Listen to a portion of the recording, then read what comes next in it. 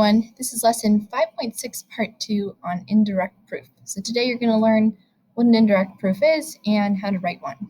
So I actually have a copy of these notes. Well, I will have a copy of these notes posted in today's Tuesday folder.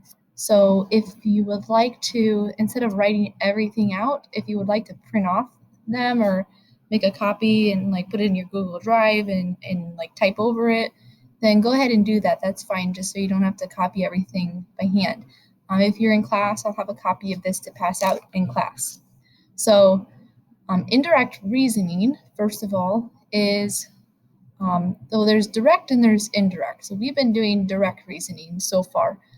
Indirect reasoning is if you assume that a conclusion is, or that a conclusion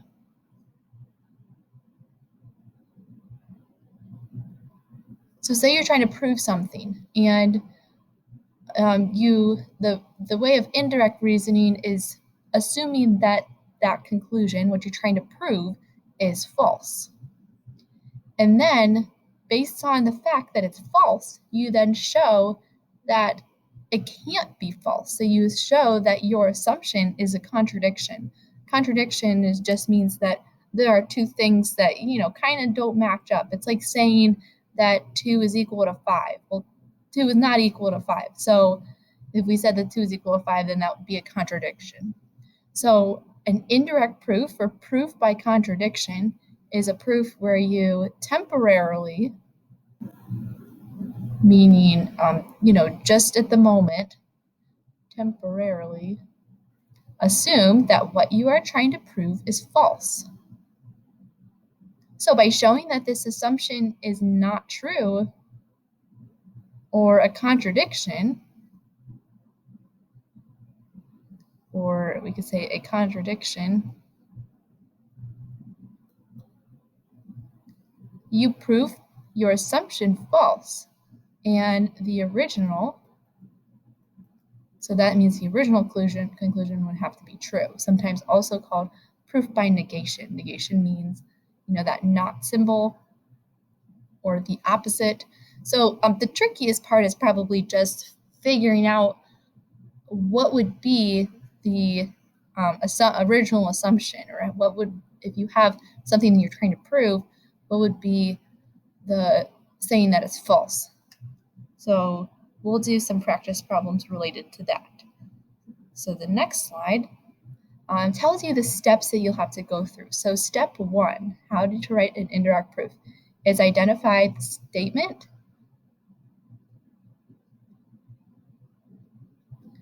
and the conclusion that you're asked to prove. So make the temporary assumption. I'm going to add in temporary assumption.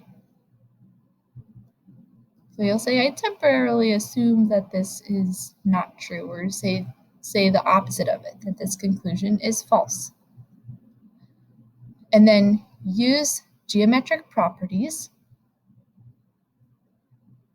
or maybe algebraic properties, and theorems, postulates to show that this assumption leads to a contradiction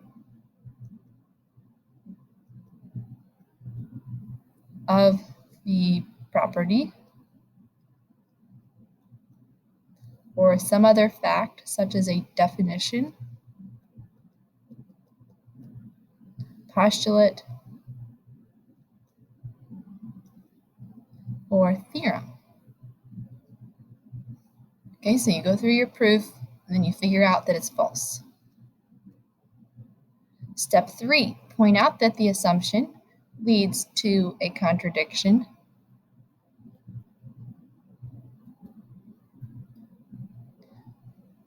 The original conclusion that you were asked to prove must be true. So that's how you prove that what you're trying to prove is a true statement. That you make a contradiction based off of the false statement. All right, so here are some examples. State the assumption for starting an indirect proof. So we're not going to do the entire proof. We're just going to say what the original assumption would be. So state the assumption you would make to start off an indirect proof for the statement. Line or segment EF is not a perpendicular bisector. Okay, so what would be the opposite of this? EF is not a perpendicular bisector. You would just say EF is a perpendicular bisector.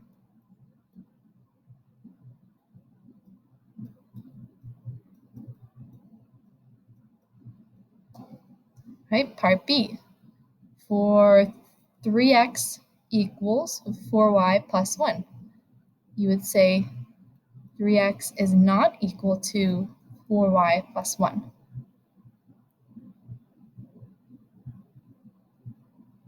And then for part C, if B is the midpoint of LH and LH equals 26, then BH is congruent to LB. So we have to identify the conclusion, which would be the then statement. So if you're trying to prove that BH is congruent to LB, you would say that BH is not congruent to LB. So we would first start off with saying we temporarily assume that BH is not equal to LB. All right, make sense? So let's look at some more examples. So part A, state the assumption you would make to start an indirect proof for the statement AB is not an altitude. So you would say AB is an altitude. State the assumption you would make to start off the indirect proof. A equals 1/2 B minus 4. It would just be the same thing but not equal to.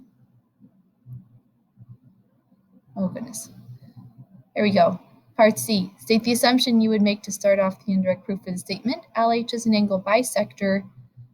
I think this is supposed to say if LH is an angle bisector of angle MLP, then angle MLH is congruent to angle PLM. So you would say that they are not congruent.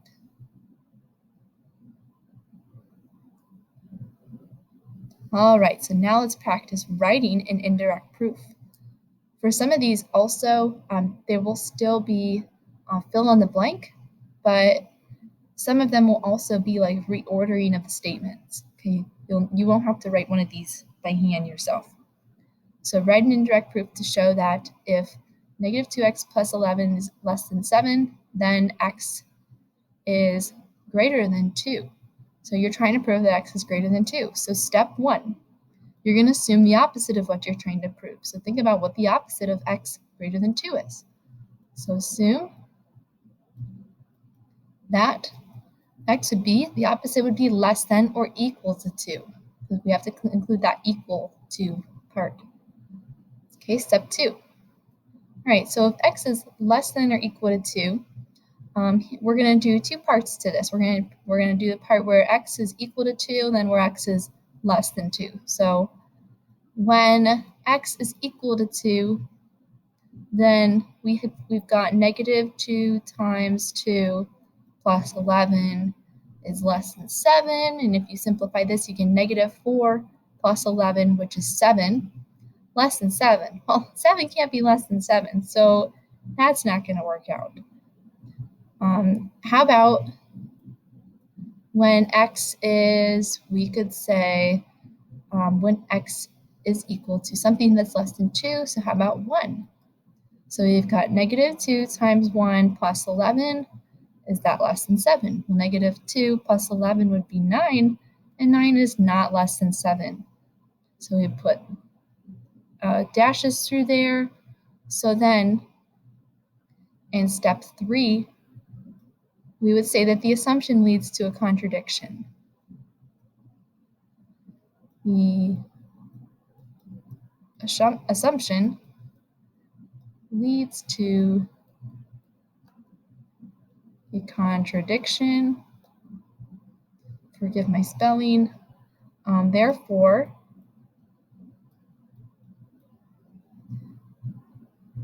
the assumption x is less than or equal to 2 is false. So you say it leads to a contradiction, therefore that assumption is false. So the original conclusion, I should have typed this. Oh well, I would have saved some time. the original conclusion that x is greater than 2 must be true. All right, so that's an indirect proof. Let's look at another example where you have to reorder it. So it's kind of the same thing here. So what would you say first, second, and third? Okay, so first you're going to make the assumption, and then you're going to,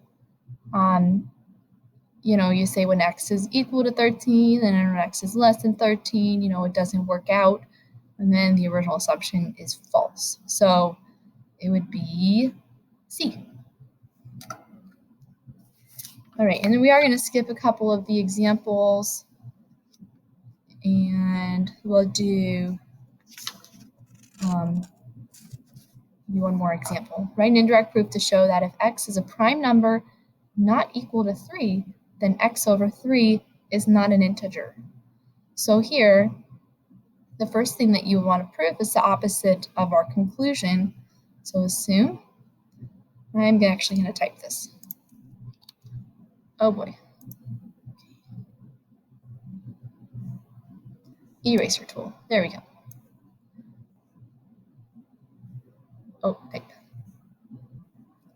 All right, so assume, let's make it smaller font.